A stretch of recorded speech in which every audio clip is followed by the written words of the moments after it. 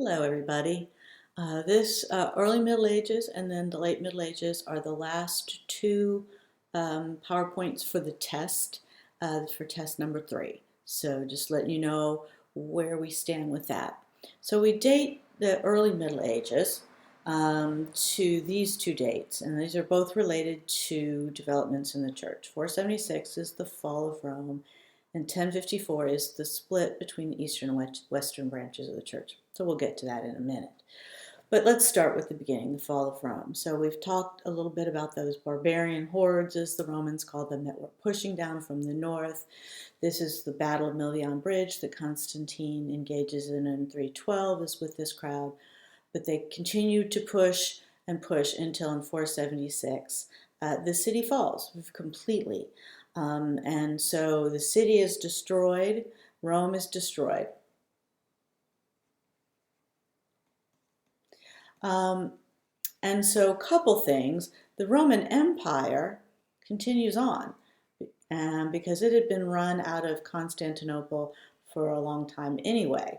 And so the main capital of the Roman Empire in 476 was Constantinople. So when Rome fell, basically the empire didn't fall, just the western half of the empire. And so the Roman Empire continued on for a while longer. So but in the terms of the West, the European context in Rome, the city was thrown into complete anarchy, and the government fell, obviously. And the strongest institution left in Rome was the church after the invasion. And so the church took over running Rome. And so basically, the church, and particularly the Bishop of Rome, remember each city had its own bishop, became the de facto, or the, in terms of just in reality, the ruler of Western Europe, of Rome, or eventually became the. So if that makes sense, then with no government left, Rome is destroyed. The Roman Empire goes on in the east, but in the west, the strongest institution left is the church. The Bishop of Rome then becomes, it's a bit of an overstatement to say ruler of Western Europe, but he takes over, and the institution of the church becomes, for all intents and purposes, the government. This is you probably know the leader, the Bishop of Rome, by his more famous title, the Pope, which means father or papa. So this is where the idea of this all very, very powerful role in the Roman Catholic Church stems from. So the church takes over. That was not particularly elegant, but what else happens when Rome is destroyed?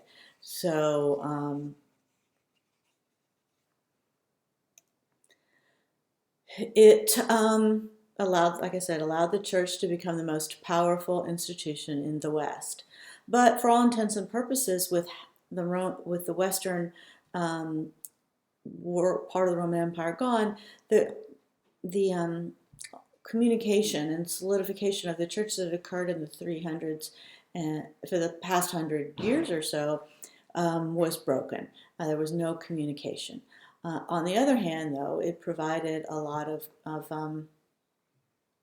prospects for the church to grow as the rest of Europe was Christianized during this period. So a lot of new converts to Christianity. Now, we don't have a lot of time to talk about the Western Church versus the Eastern Church. I'm going to try and blow that up a little bit so we can see it a little better. But here are a chart that I put together. So you can go over this, but of course the church in the West settled with its center in Rome, Constantinople. Continues on with Latin, but Greek was the language of the Eastern Roman Empire. I'm going to skip around a little bit. Down here, the governance, of course, you have the strong pope, who is the Bishop of Rome, whereas in the East, that level of centrality of worship never developed. So you go back to this then, how are things determined? How are rules made for the church?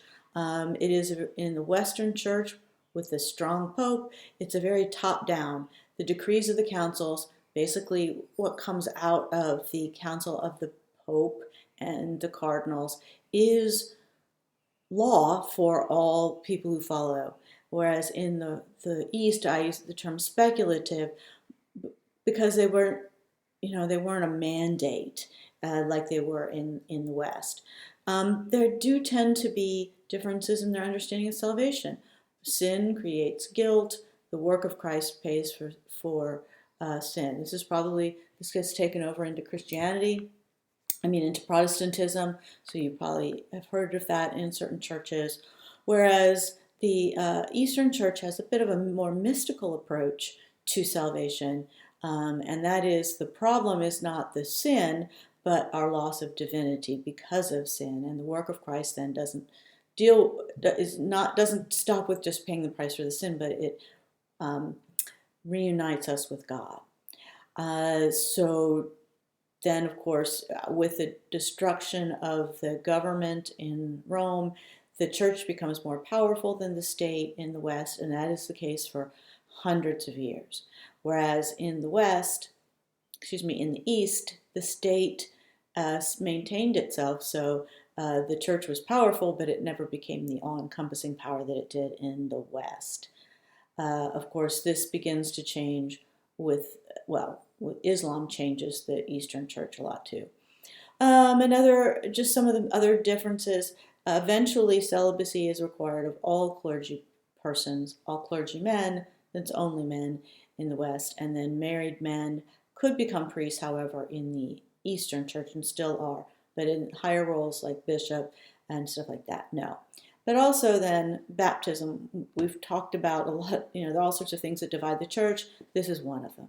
So in the church, in the Roman Catholic Church, most baptisms occur by sprinkling the putting of water on the forehead, whereas in the East, it is full immersion. But if you're a Baptist, they baptize babies by full immersion. So they have a little pool at the front of the church, which is kind of funny to watch.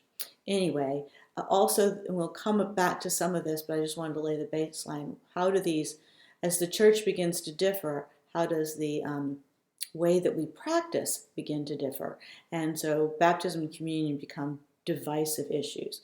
So in the West, until at least at this point, the wine was considered too sacred for the laity. And laity, by the way, is the definition of anyone who's not a priest. If you, not as a priest, walked into a church, you would be allowed to take the bread, but not the wine. Whereas in the West, whereas in the East, you were allowed to take both. And it has to do with how sacred the wine is and a different understanding of the role of the priesthood. So that's a brief, sort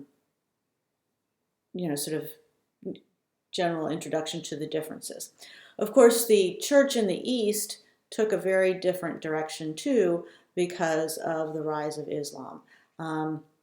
So many of these places that were so central to the development of early Christianity were starting in the 600s and the 700s, or the 7th and 8th century, really began to, it did fall to the armies of Islam and converted for the most part. Part of Spain would just be that southern half, but definitely Egypt was such a central part of Christianity. North Africa in general, Middle East, no, they're really all gone starting in the 7th century. But on the other hand, there's a lot of learning still going on and knowledge in the Eastern Church. So we will encounter that again, whereas in the West, didn't mention this specifically, but when Rome fell, city was destroyed, so was all the knowledge, in a sense. The libraries were burned, the teachers, many died, and there were, just the knowledge of the ancients was lost in the West. But it was maintained and taken over by the Islamic intellectuals. So anyway, this led Christianity to expand to the north. Basically, with the rise of Islam and pushing toward Europe, Western Christianity expanded, again, Western Europe to the British Isles. Eastern Christianity then expanded into Eastern Europe and Russia. So a lot of, and they sort of met in the middle here. So the forms and kinds of churches that were part of the Eastern Church began to disappear. So then we get to, so we have a sort of in practice, or in reality, just political divisions and the idea of wars had separated the conversation between the Eastern and the Western Church. But it becomes official in 1054. When you can't communicate, it's hard to coordinate, and all of that sort of standardization that occurred in the 300s and the early 400s, that started to disappear. They still had councils, though, after this, so we do see some attempt, but it just became a problem. And so they start to add, to change in very different ways. And the split takes place in 1054, and it is over the issue of the Nicene Creed. So again, let's see if I can zoom in on this a little bit. Here is the creed that here, this second column here gives us a sense of what happened. So in 1054, and it's in this paragraph right here.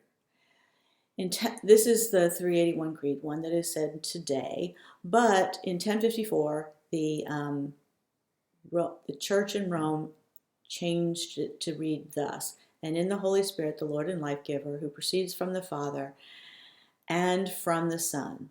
The term there is filioque. So there's a nice explanatory paragraph right there.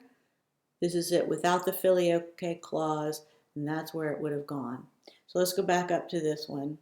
So basically, they added this one phrase. They added it unilaterally, which meant they did it without consulting, even though there had been ecumenical councils up to this point. The Eastern Church got upset about this. They said, you can't do that, that the church is still united and you cannot make decisions without us. And basically there was a tit for tat. You can't do that, yes we can. You can't do that, yes we can, until finally they excommunicated each other and the church was officially split into two. So up to this point, there'd been the attempt to maintain a unified, unified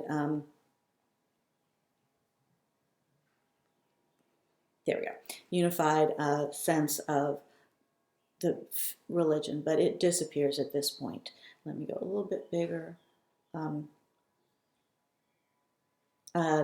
So the schism takes place in 1054, and now we have two official branches of the church. So I tell you to go back to that earlier slide where I give the columns. The Eastern Church, the church in the East, became known as the Eastern Orthodox. The Eastern Orthodox Church, centered in Constantinople, is actually much more of an umbrella with what we might think of as different denominations inside it. So there's the Greek Orthodox, there's the Syriac Church, there's the Russian Orthodox, all sorts of versions within it. The West then took the name Roman Catholic. Up to this point, Catholic had meant just all-encompassing. So the all-encompassing of the Roman Church. This is the West, and it was run in a very sort of dogmatic sort of way, very unified belief system compared to the Eastern Church. So today there are three branches of Christianity, because we add the Protestants. But in 1054, we begin the first major division. Now we have two. Now, this is this ongoing sore spot even into the modern world. In 1204, during the Fourth Crusade, which you've probably studied in history in some way, in some context or other, the city on the way, the armies of the Crusaders, who were the armies of the Pope. You have to understand that they were in some ways under the command of the Pope. So the leader of the Roman Catholic Church, his armies on their way to the Middle East sacked Constantinople, and basically it is the capital of one branch of Christianity attacking the capital of the other branch of Christianity. And basically there was no going back from that horrific event. And so we do not see even the attempt to heal this breach until the late 20th century, where we now see in the last decade or two of the 20th century attempts to have some significant conversation across that divide. Now, I will point out at this point, since this is the last thing we're really going to say about the Eastern Church, that Constantinople remained a Christian city for much longer than this. It was a Christian city until 1453, when it was attacked by the Ottomans, the Turks, and became part of the Ottoman Empire and converted to an Islamic-controlled city. So really, the presence of the Christianity in this city becomes centrally important for a very, very long time. And so Constantinople, Christian city, so by the way, those of you who are into the Dracula myths and legends, Dracula, or Count Vlad, the historical figure, was very much a part of the Christian barrier. He and his territories were on the borders of this Ottoman Empire, and so at least in his historical setting, he was one of the front line that held back the Ottomans. The Ottomans eventually made it all the way to the city of Vienna, and going up the Danube River, and we are the Viennese-held city. Otherwise, who knows whether we would all be Muslims at this point. So, the division. So that ends the conversation about the early Middle Ages. We'll stop and pause there.